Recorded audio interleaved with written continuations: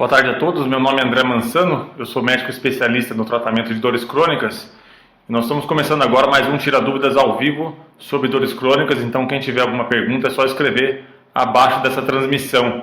Se tiver algum problema com a transmissão, tivemos um problema aqui com áudio e com vídeo, estamos retransmitindo na verdade. Se alguém tiver algum problema é só comentar abaixo que eu tento solucionar. Então, a Érica fez a primeira pergunta, ela queria saber a diferença, queria que eu falasse sobre sacroileite, né? Então, a sacroileite, na verdade, ela é uma inflamação da articulação sacroiliaca. Deixa eu mostrar para vocês aqui o que é articulação sacroiliaca.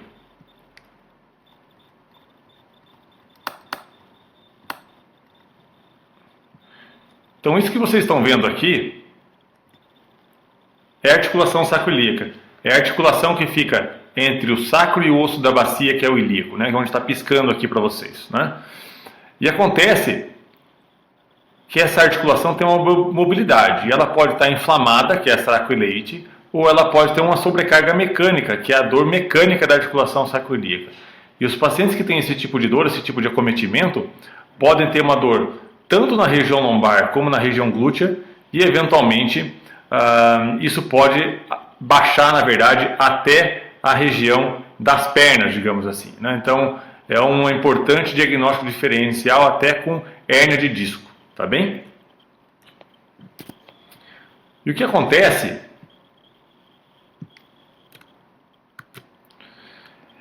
é que algumas doenças, como por exemplo a psoríase ou a espondilite anquilosante, elas podem causar uma inflamação na articulação sacroiliaca. Isso é a sacroileite. Mas mais frequentemente acontecem então alterações mecânicas, né? Então, por exemplo, pós cirurgia de coluna é muito comum que o paciente tenha sobrecarga na articulação sacroiliaca. Então, até 30, 40% dos pacientes que têm cirurgia de coluna e se mantêm com dor, até 30, 40% têm articulação sacroiliaca como causa da sua dor, né? E só há uma forma da gente definir a articulação sacroiliaca como causa da dor, que é fazer o que nós chamamos de bloqueio diagnóstico, né?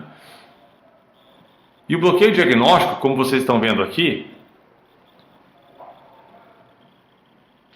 nós conseguimos, guiado pelo raio-x ou pelo ultrassom, colocar uma agulha dentro da articulação sacroiliaca e fazer uma injeção de anestésico com anti-inflamatório.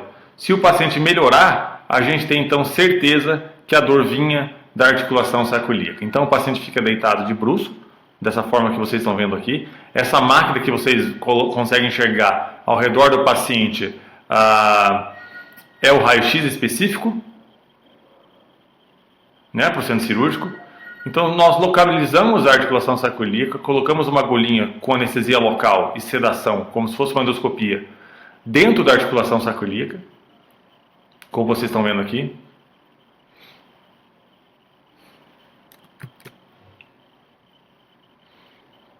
E injetamos uma substância anestésica com um anti-inflamatório. Então, se o paciente melhorar, nós temos a certeza que a articulação sacroiliaca era de fato a causa da dor. Perfeito?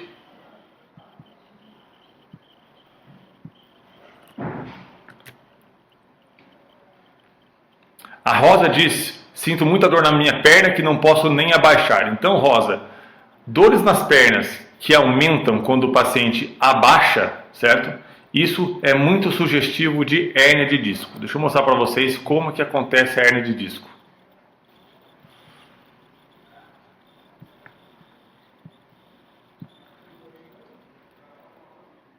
Então isso que vocês estão vendo aqui é a hérnia de disco, né? Aqui o disco intervertebral, que é o amortecedor entre as vértebras da coluna, né?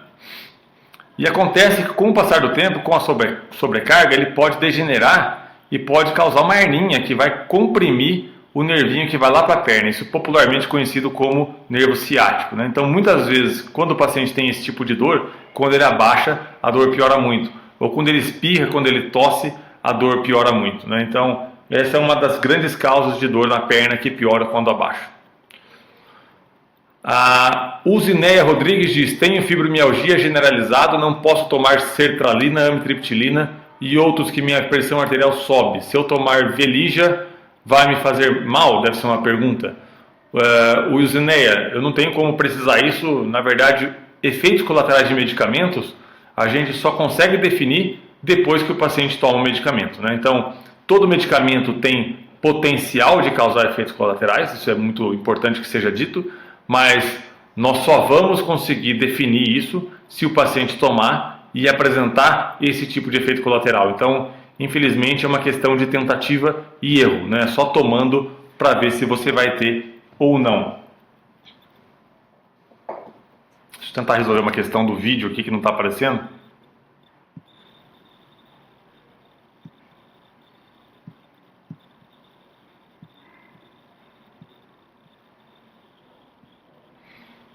Não sei por que não está aparecendo o vídeo. Tudo bem. Vamos para mais uma pergunta. A Dirce Godoy diz: tenho artrite reumatoide mais psoríase. Tomo ibuprofeno, metotrexato, leflunomida. Gostaria de saber se é devido a esses medicamentos que minha pele queima. À noite queima, mas não sei mais o que fazer. Obrigado. Então, Dirce, o que você provavelmente está apresentando é o que nós chamamos de dor neuropática, né? A dor neuropática ela é causada pela disfunção dos nervos que conduzem o impulso da dor, né? E isso pode ser causado por medicamentos e pode ser causado também por algumas doenças, né? Então, para a gente saber se isso de fato está sendo causado por alguma outra doença, é preciso examinar e eventualmente pedir algum exame de sangue, alguma coisa nesse sentido, para a gente definir essas coisas. Existia um exame chamado eletroneuromiografia, né, que é um exame que mede o quão adequadamente estão sendo conduzidos os impulsos nervosos. É um exame um pouquinho desconfortável, porque precisa colocar algumas agulhinhas na pele que podem dar pistas do que está acontecendo com você. Tá bem?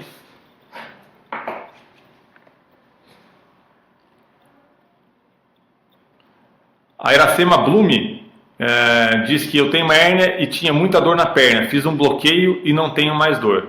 Que bom, Iracema. Então você deve estar se referindo a esse tipo de bloqueio que eu vou mostrar para vocês aqui, né? Nós conseguimos, guiado pelo raio-x, colocar uma agulha do lado da raiz nervosa, do lado do nervo que está sendo comprimido pela hérnia, né? A gente faz isso guiado pelo raio-x, da forma como está representado aqui nessa animação. Então nós colocamos a agulhinha, o nervo que está comprimido é esse que está desenhado em amarelo, certo? E nós conseguimos então infundir uma medicação anestésica e anti-inflamatória diretamente na raiz nervosa, né? A gente faz isso então guiado pelo raio-x e nós, como vocês estão vendo aqui, infundimos uma substância que é um contraste que aparece no raio-x, de modo que ela, entre aspas, desenha a raiz nervosa, né? Então a gente consegue ter certeza que nós estamos bem posicionados aqui do lado do nervo que está sendo comprimido. Que bom, Iracema, que você melhorou bastante. A Geniane diz que a pressão dela está indo a 180 por 140 tomando remédio, então é muito importante, Geniane, que você procure um clínico, ou um cardiologista ou um nefrologista para que cuide bem da sua pressão arterial, porque nós sabemos que as pressões mais elevadas são as grandes causadoras de problemas no coração e, por exemplo, problemas nos rins também. A Claudiceia Toches diz: doutor, tenho espondilolistese grau 2, eu posso fazer caminhada, correr, fazer outro tipo de exercícios? Primeiro ponto, Claudiceia, é saber se de fato a sua espondilolistese está causando ou não instabilidade da coluna. E a gente só consegue definir isso através do exame físico, né? O que acontece? Os graus de espondilolistese, então, por exemplo, uma espondilolistese grau 1 é mais leve que uma grau 2, que é mais leve que uma grau 3. Ela não necessariamente está relacionada com os sintomas do paciente, né? Então, há pacientes com espondilolistese leves, com muita dor, e tem pacientes com espondilolistese mais graves, mais acentuadas, grau 3, que tem menos dor, né? Então é importante o exame físico para a gente documentar isso daí. Em alguns casos mais raros, até cirurgia é necessária, mas o principal tratamento para esse tipo de problema, sem dúvida nenhuma, é a fisioterapia. O Druns diz: minha hérnia é L5-S1, além de dor na lombar, minha perna direita dói também. Já fiz mais de 10 sessões de fisioterapia e mesmo assim ainda sinto dor. O que devo fazer? Então, do Druns, né, o apelido dele aqui no Facebook, existe esse procedimento que eu acabei de falar, que é o bloqueio. Existe, por exemplo, que vocês estão vendo aqui, que é o catéter de Hacks, né, epiduroplastia, que é esse nome um pouquinho mais feio, onde nós conseguimos navegar um catéter guiado pelo raio-x até a posição da hérnia. E aqui nós conseguimos infundir medicações anestésicas, anti-inflamatórias e algumas medicações que visam tirar o inchaço da raiz nervosa. O que acontece é que quando o nervo está comprimido, que vocês viram aqui na animação do lado direito, gera um inchaço e isso piora a compressão. Então nós conseguimos com esse catéter colocar algumas substâncias para diminuir esse inchaço na região, né? Existem outros tratamentos que são chamados então de descompressão percutânea do disco intervertebral, né? Aqui vocês estão vendo uma animação mostrando novamente o que é a hérnia de disco. Aqui o disco intervertebral herniando e comprimindo o nervinho, e é isso que causa dor na perna. E nós conseguimos, em muitos casos, colocar uma agulha dentro do disco intervertebral, como vocês estão vendo aqui nessa animação. Então a agulha entra, é um procedimento que não é necessariamente uma cirurgia e é feito sob sedação, né? A gente coloca um eletrodo dentro dessa agulha e a gente navega em direção à hérnia dentro do disco intervertebral e faz uma cauterização do disco intervertebral, né? E a tentativa é que essa hérnia seja regredida a ponto de não causar mais sintoma de compressão na raiz nervosa. Então esse é um dos procedimentos. Existem outras técnicas de descompressão do disco intervertebral, algumas técnicas inclusive mais antigas. A Su diz: eu tenho muita dor no nervo ciático que irradia desde o final da coluna, muitas vezes a dor fica na batata da perna direita, e câimbras, maioria das vezes no período noturno. Então, Su, o primeiro ponto é fazer um exame físico para definir se, por exemplo, essa dor que você sente do nervo ciático vem, por exemplo, de uma hérnia de disco ou não. Muitas vezes não vem. Existe uma entidade clínica chamada síndrome do piriforme. O piriforme é um músculo que passa abaixo do músculo do glúteo, que ele tem uma relação muito íntima, ele passa muito perto do nervo ciático. Em alguns casos, se ele estiver comprimido, certo? Por esse músculo, pode causar uma dor semelhante a essa. Então o exame físico é fundamental para fazer o diagnóstico diferencial, e dependendo do diagnóstico, nós vamos então mudar o tratamento, obviamente. Perfeito? A Suzete pede o endereço da clínica. Suzete, isso tem tudo no site ou na página inicial do Facebook, e depois eu escrevo abaixo dessa sua pergunta. Alice diz: vou passar pela terceira cirurgia na coluna lombar, 3 hérnias, estou com outra, e também com fibrose pela segunda vez. Gostaria de saber mais sobre a fibrose que gruda na prótese e a dor insuportável. Então, Alice, de fato, eu peço desculpa que o meu vídeo, a minha imagem não está aparecendo na tela, mas vou tentar corrigir isso para a próxima edição. Então, Alice, o que acontece muito depois de cirurgia é justamente o que você falou, né? A formação de cicatrizes, de fibrose nas regiões dos nervos, né? Então, para esse tipo de problema, nós podemos fazer esse procedimento que você está vendo aqui com o catéter, né? Ou seja, levar esse catéter, guiar esse catéter guiado pelo raio-x até a região da fibrose, onde nós conseguimos então tentar liberar essas fibroses da raiz nervosa. Ou eventualmente, o que tem sido mais feito atualmente é a estimulação medular, né? Então a estimulação medular, nós conseguimos colocar um eletrodo que fica atrás da coluna, certo? E esse eletrodo nós ligamos a um gerador que fica debaixo da pele, como se fosse um marca-passo, né? E esse gerador, esse marca-passo, emite estímulos elétricos o tempo todo na tentativa de inibir os impulsos dolorosos, né? Hoje isso é o tratamento mais moderno para aquilo que nós chamamos de síndrome pós-laminectomia, que é o fato do paciente permanecer com dor depois de uma ou mais cirurgias da coluna lombar ou da coluna cervical também, né? Então isso é um dos tratamentos mais modernos para esse tipo de dor.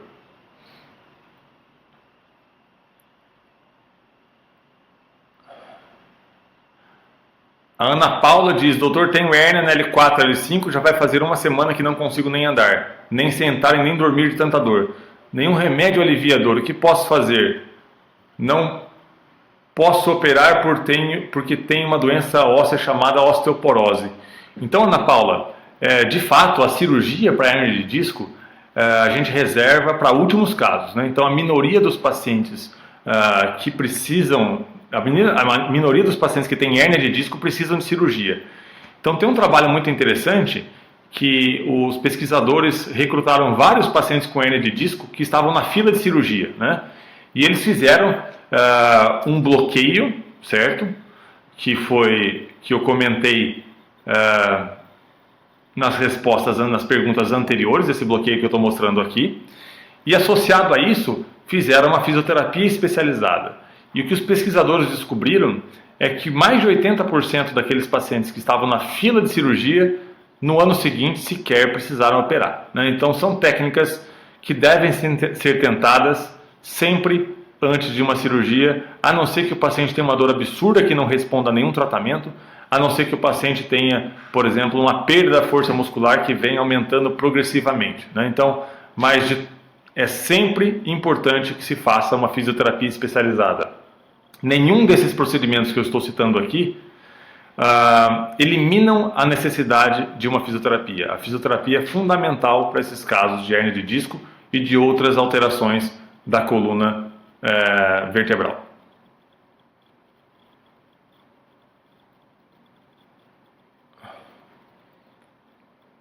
Vamos a mais uma pergunta. A Carol Silbiger: doutor, estou tomando tramadol quando a dor da fibromialgia está muito forte. Estou com medo devido aos efeitos colaterais. Como as dores são generalizadas, não tem como fazer bloqueio? Tem alguma coisa que posso fazer?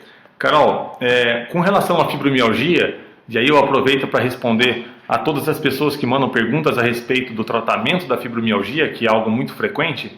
O primeiro passo, sem dúvida nenhuma, é o diagnóstico, né? Nem todo mundo que tem fibromialgia, certo?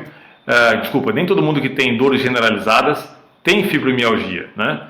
Então tem estudos mostrando que até 75% dos pacientes diagnosticados com fibromialgia nos Estados Unidos não tem critérios para a doença. Então, as dores generalizadas podem vir, por exemplo, de uma disfunção da tireoide, né? Ou a tireoide produzindo pouco hormônio tiroidiano, pode vir até das paratireoides produzindo muitos hormônios da paratireoide, podem vir de deficiências vitamínicas e algumas outras doenças reumatológicas. Então é importante diferenciar uma coisa da outra, porque o tratamento muda muito.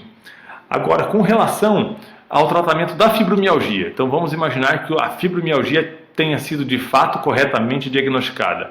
Eu sempre bato nessa tecla do tratamento multidisciplinar. Então é fundamental que o paciente seja submetido a um tratamento global, né? Então, o uso de medicamentos, eventualmente alterações no padrão dietético do paciente, exercícios físicos, acupuntura e psicoterapia, além de outros. Por exemplo, saiu um estudo de certa forma recente mostrando que a câmara hiperbárica teria benefício em pacientes com fibromialgia, né? Então, os medicamentos, existem alguns anticonvulsivantes que são eficazes para a fibromialgia, e não é pelo efeito anticonvulsivante. O que se percebe é que os anticonvulsivantes eles têm a propriedade de estabilizar os neurônios que causam a convulsão, e de certa forma eles têm também a propriedade de estabilizar alguns neurônios, alguns nervos que carregam informações dolorosas, né? Então eles podem ser utilizados para diversos tipos de dor, né? Alguns antidepressivos, né, também são eficazes no tratamento de dor crônica, e isso independe do efeito na depressão propriamente dita, certo? Exercícios físicos, tanto exercícios de fortalecimento como exercícios aeróbicos, como corridas, natação, coisas do tipo, são eficazes. E, por exemplo, a psicoterapia. Então tem estudos que mostram que a psicoterapia é tão efetivo quanto os medicamentos no tratamento das dores do paciente com fibromialgia. Então, se o paciente não faz psicoterapia, ele perde um tratamento tão efetivo quanto os medicamentos e com muito menos efeito colateral. Então, batendo na mesma tecla, é importante que o paciente faça o tratamento completo. Não adianta o paciente tomar remédio, somente remédio, que isso não vai melhorar o quadro de dor dele. E ainda vai associar efeitos colaterais, como você mesmo tem medo, né? A Regina Honda diz que tem dores na cervical entre C4 e C3 e C4. Foi constatada que está empurrando a parede do nervo, mas não posso operar porque tenho problemas cardíacos. O que fazer para reduzir as dores? Então, Regina, primeiro passo, sem dúvida nenhuma, é procurar uma fisioterapia especializada, né? Então, quando eu falo fisioterapia especializada, eu quero dizer uma fisioterapia que você seja de fato tratada isoladamente por um fisioterapeuta. Não quero que você vá lá e fique numa sala com 10 pessoas recebendo choquinho. Isso não é o ideal. O ideal é que um fisioterapeuta se dedique única e exclusivamente a você naquele momento que você está sendo atendida. E isso resolve a maioria dos casos. Nos casos onde a fisioterapia não resolve, nós podemos lançar mão de alguns medicamentos analgésicos e podemos fazer alguns procedimentos, né? Entre eles, esses bloqueios na região da hérnia e eventualmente uma descompressão percutânea, ou seja, uma descompressão sem cirurgia do disco intervertebral que eu citei anteriormente para a região lombar. A Dilva Brito diz: meu marido tem hérnia de disco, tem dia que ele não anda. Então, Dilva, sempre que o paciente tem uma hérnia de disco e ele não anda, isso é motivo de preocupação, né? Então, eu sugiro que você procure um médico o quanto antes, porque perda de força muscular progressiva e importante, como você relata, não andar, talvez seja um indicativo de que ele tenha que operar, e operar rápido, se for de fato isso que esteja acontecendo. Mas é preciso examinar para definir isso. A Maria José: estou quase paralítica, muita dor nas pernas, tenho bursite no trocânter, hérnia de disco na lombar, bico de papagaio e artrose. Então, Maria, para você serve o que eu falei para a Dilva. Se você tem uma hérnia de disco a ponto de te deixar quase paralítica, já passou da hora de você procurar um neurocirurgião ou um ortopedista que opere coluna para ele te avaliar e ver se você de fato precisa de uma cirurgia, né? A Maria Souza diz: doutor, quando eu fico muito tempo em pé, sinto muita dor nas costas, o que eu faço? Maria, primeiro ponto é você ser examinada para determinar a causa da dor, né? Então existem várias causas de dor lombar. Uma das mais frequentes é o que nós chamamos de dor discogênica. Discogênica por quê? Porque ela vem do disco intervertebral. Então isso que vocês estão vendo aqui é o disco intervertebral, tá bem?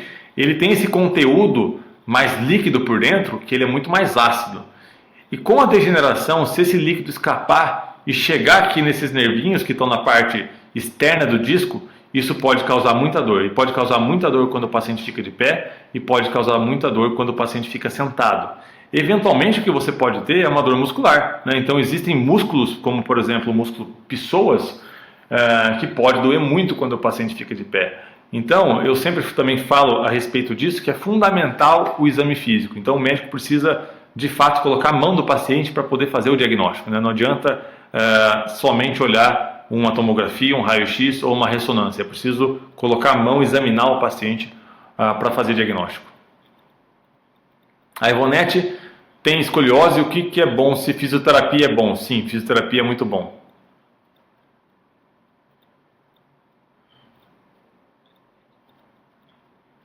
A Fernanda diz que tem hérnia na L2, L3, L4, L5, qual seria o melhor tratamento indicado?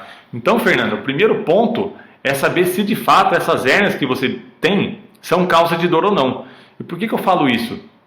Porque existem vários trabalhos mostrando que existem hérnias de disco em pacientes sem dor alguma. Então, não necessariamente, se você tem dor lombar e tem uma hérnia de disco, não necessariamente a dor vem daquela hérnia, né? Então, é importante fazer um diagnóstico diferencial. A dor pode vir da hérnia? Sim, pode. Mas a dor pode vir de um músculo, a dor pode vir de uma articulação facetária, que é a articulação entre as vértebras da coluna, a dor pode vir do disco intervertebral, a dor pode vir da articulação sacroiliaca e pode vir da compressão de alguns nervos, por exemplo. Então é fundamental que você seja examinada. A Suzete, muitas dores no nervo ciático, que tipo de tratamento? Não sei se o senhor já falou, porque não estou atrasado. Então, Suzete, eu já falei sobre esses bloqueios. A aula vai ficar gravada e vai ficar disponível assim que acabar essa apresentação na página do Facebook.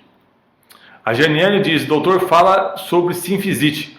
Meu raio-x acusou sinfisite. Então, Janiane, a sínfise pública é um osso que fica, uma articulação que fica ali na frente da bacia e ela pode causar bastante dor, na verdade, né? Agora, o raio-x não tem o poder de diagnosticar que a dor vem daquela articulação, né? Então, Se de fato você tem dor, a palpação daquela região, isso é um indicativo.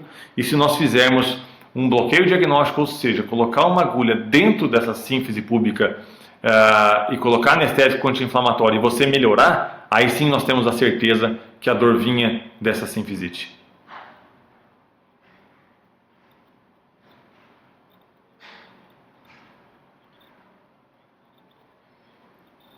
A Aline de Castro, boa tarde, sou fisioterapeuta e participei de alguns congressos e seminários do grupo de estudos de dor do HC. É muito importante orientar os pacientes esse tratamento multidisciplinar, adorando as explicações. Tem pacientes com hernia de disco que procedem muito bem com exercícios específicos guiados. Fica feliz de saber que existem médicos que valorizam isso. Aline, isso é fundamental, então a gente sabe, né, que o tratamento com a fisioterapia especializada é o cerne, é a base do tratamento para qualquer disfunção osteomuscular, né? Então, o tratamento médico, ele vem a calhar, ajuda a fisioterapia, mas o principal tratamento, de fato, é a fisioterapia. Nós atuamos com os nossos procedimentos naqueles casos onde a fisioterapia isoladamente não resolve, né? Então, a gente tem que unir forças para que o paciente melhore.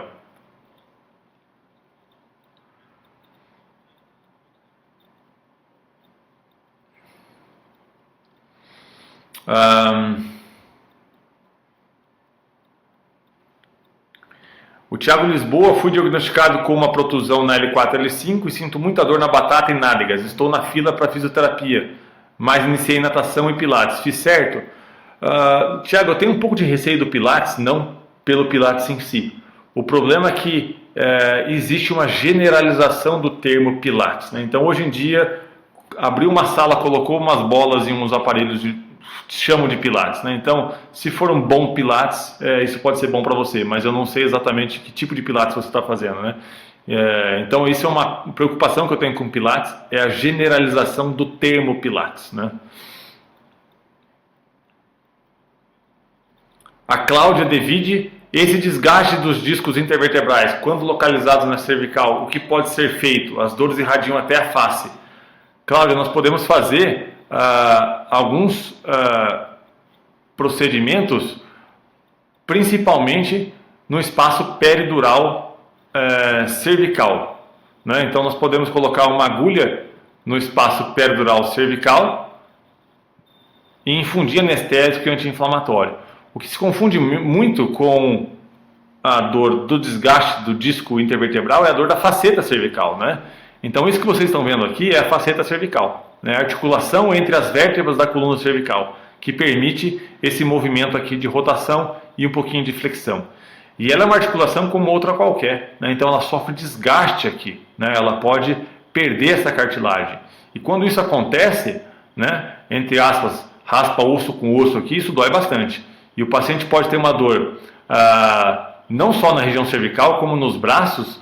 E se as facetas mais acima, entre a primeira e a segunda vértebra, foram as comprometidas, eventualmente até dor na face pode acontecer. A Kátia Tanaka, Dr. André, sobre a nevralgia facial atípica. No meu caso, fiz radiofrequência e já tomei todos os tipos de anticonvulsivantes, acupuntura e nada deu resultado. Será que sessões com estimulação por eletrodos me dará resultados? A partir de quantas sessões? Kátia, então, a neuralgia atípica, né, atualmente chamada de dor facial idiopática persistente, deixa eu ver se eu tenho algo para vocês aqui, só um minutinho.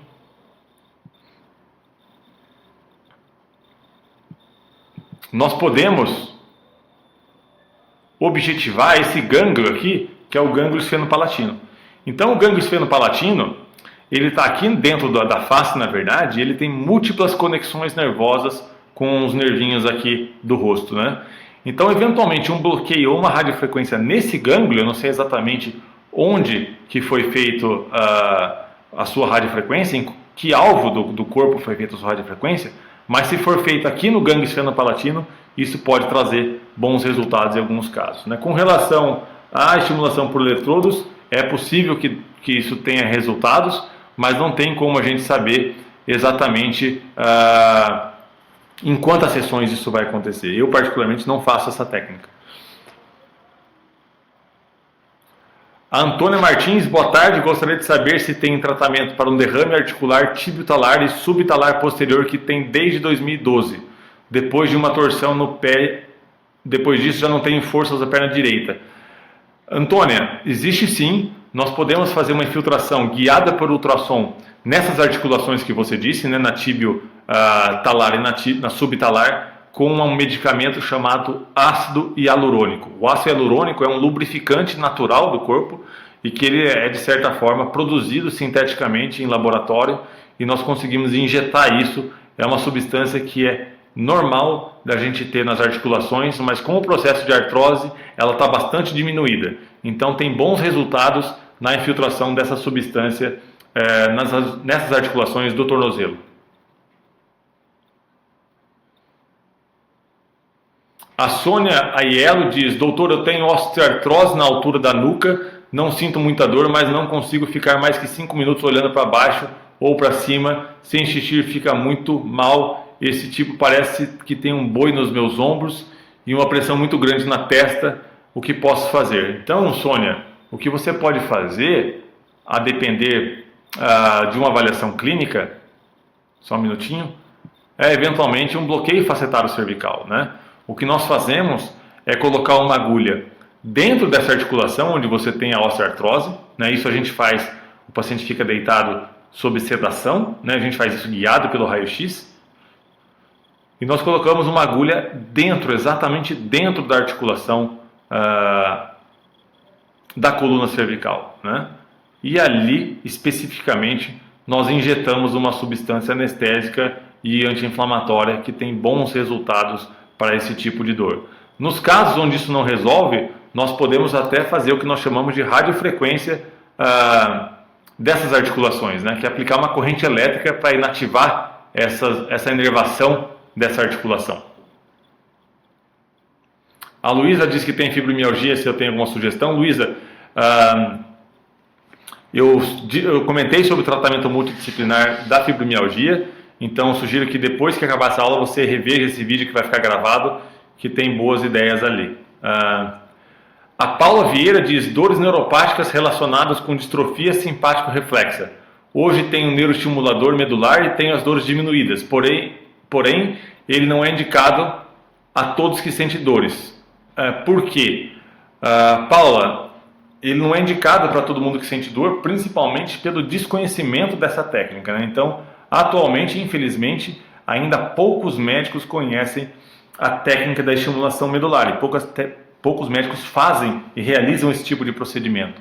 O que se sabe no paciente com distrofia é que quanto mais cedo esse paciente for tratado, maiores serão as chances de um bom resultado, né? A Luciana Alves diz que estou com começo de artrose na cervical e não aguenta mais de dor. Então, Luciana, esse tratamento que eu falei sobre a Sônia, né, para a Sônia, né, de fazer infiltração na articulação onde você tem artrose, pode ser um bom tratamento para você, a depender da avaliação clínica.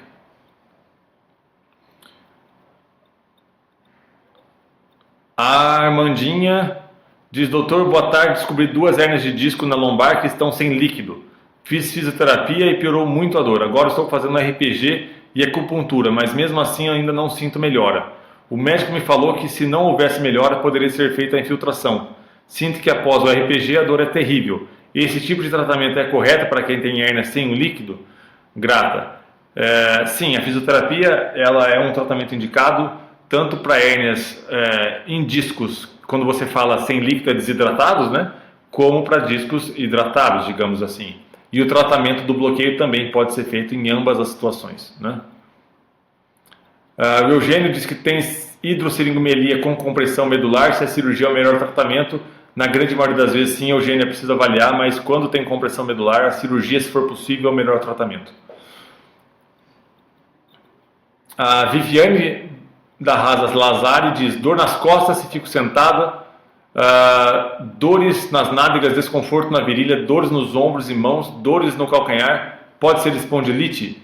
Iniciei tratamento com metrotrexato, farei exames de laboratório na próxima semana. Viviane, sim, pode ser espondilite, mas eu sugiro fortemente que você faça um diagnóstico preciso antes de fazer qualquer tratamento, né?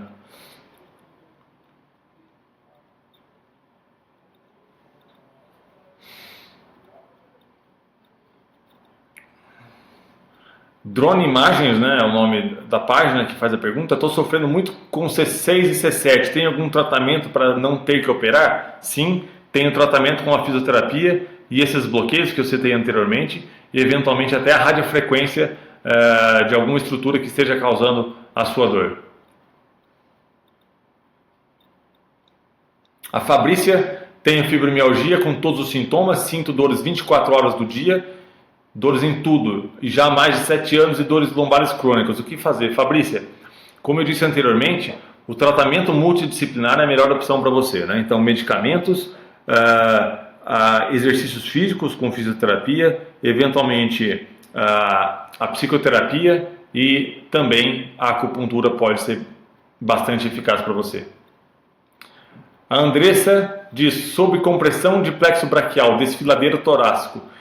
Então, Andressa, o desfiladeiro torácico é uma região por onde passam os nervos que saem da coluna e vão para o braço, né? Então o paciente pode ter dor ou no ombro ou no braço e até nas mãos, né?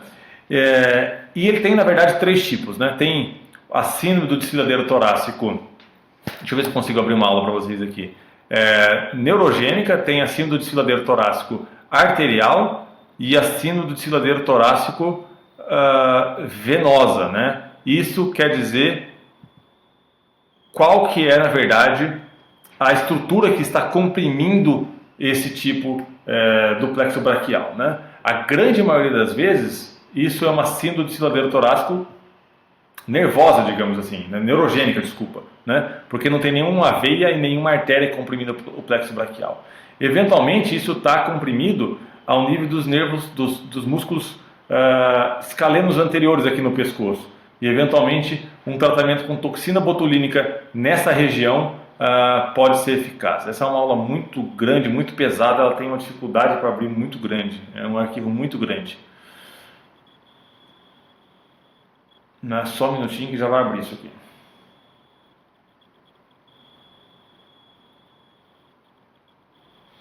A Viviane disse que já tem o diagnóstico de lúpus, mas com o tratamento as dores não param, tentou o metotrexato, tá aí tudo bem, aí faz sentido.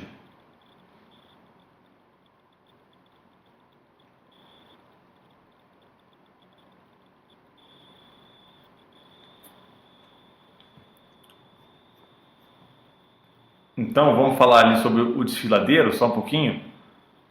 É justamente nessas regiões aqui que os nervos podem estar pressionados, né? Ou entre as musculaturas aqui do pescoço, os escalenos, ou abaixo da primeira costela, ou eventualmente aqui ao nível do peitoral menor. Então é fundamental saber em que ponto isso está sendo comprimido, porque o tratamento vai mudar. Eventualmente o paciente pode ter uma costela acessória, ter que tirar essa costela, né?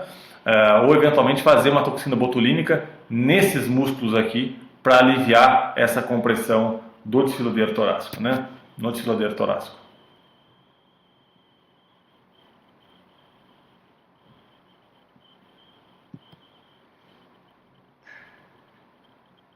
A Cláudia diz: minha mãe tem psoríase nos ossos, depressão e fibromialgia, faz uso de diversos medicamentos, é hipertensa, faz alongamento e musculação, faz uso de adalimumab, mas continua com dores.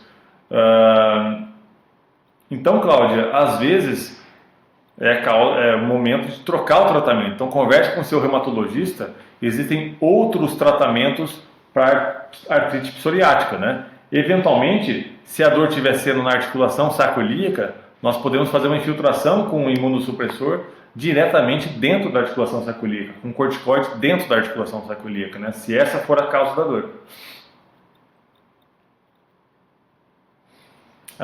Kailane, boa tarde, doutor. Minha mãe tem 73 anos e há 4 anos sofre com neuralgia pós-herpética, dores lancinantes na testa até a cabeça do lado direito.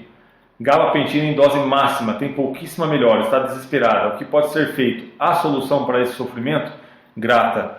Kailane, é uma doença de fato muito sofrida, né? Muito sofrida mesmo, porque a neuralgia pós-herpética da sua mãe acometeu então o nervo trigêmeo, né? Então, Deixa eu mostrar para vocês aqui o nervo trigêmeo.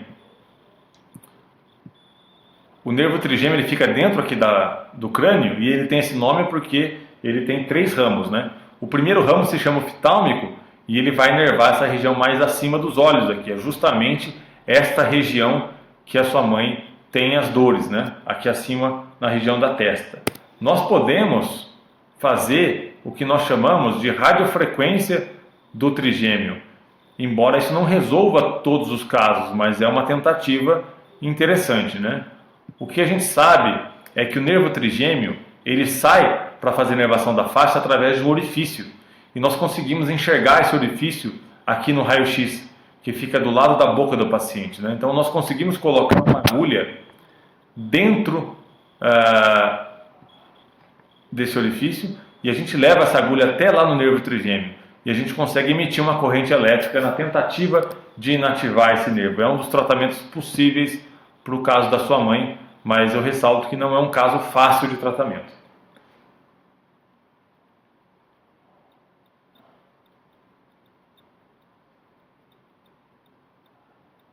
A Fabiana pergunta se a gente está com o emocional abalado, ataca mais a fibromialgia? Não tenho dúvida nenhuma, Fabiana, o estresse, a ansiedade, elas pioram praticamente todos os tipos de dores crônicas. O Dudruns gostaria de saber se esse bloqueio pode ser usado na hernia extrusa, que é o caso dele. Sim, pode ser utilizado sim, Dudruns, mas sempre associado com a fisioterapia. A Selma responde para mim, por favor, eu não estou achando sua pergunta, Selma. Aqui, tendinite crônicas no tornozelo dói muito. Então, Selma, existem alguns tratamentos para tendinite crônica de tornozelo. Um deles é a infiltração do ácido hialurônico, que eu falei mais anteriormente. Outro deles é a terapia por ondas de choque. E eventualmente não, nós devemos fazer fisioterapia especializada para o pé. Mas do ponto de vista de intervenção, de procedimento, o tratamento com ondas de choque e o tratamento com a infiltração de ácido hialurônico. Então nós chegamos ao fim de mais um Tira Dúvidas ao vivo. Hoje nós tivemos um problema que foi a ausência do vídeo aqui, que eu não consigo aparecer na tela, mas para o próximo, na quinta-feira que vem, a gente vai resolver isso daqui. Então toda quinta-feira, às 13 horas, nós estamos ao vivo respondendo todas as dúvidas que nós conseguimos. Não conseguimos responder todas as perguntas, obviamente, que são várias. E à medida que a semana vai correndo, a gente vai colocando informações importantes a respeito do tratamento de dor. Então, uma boa tarde para todo mundo.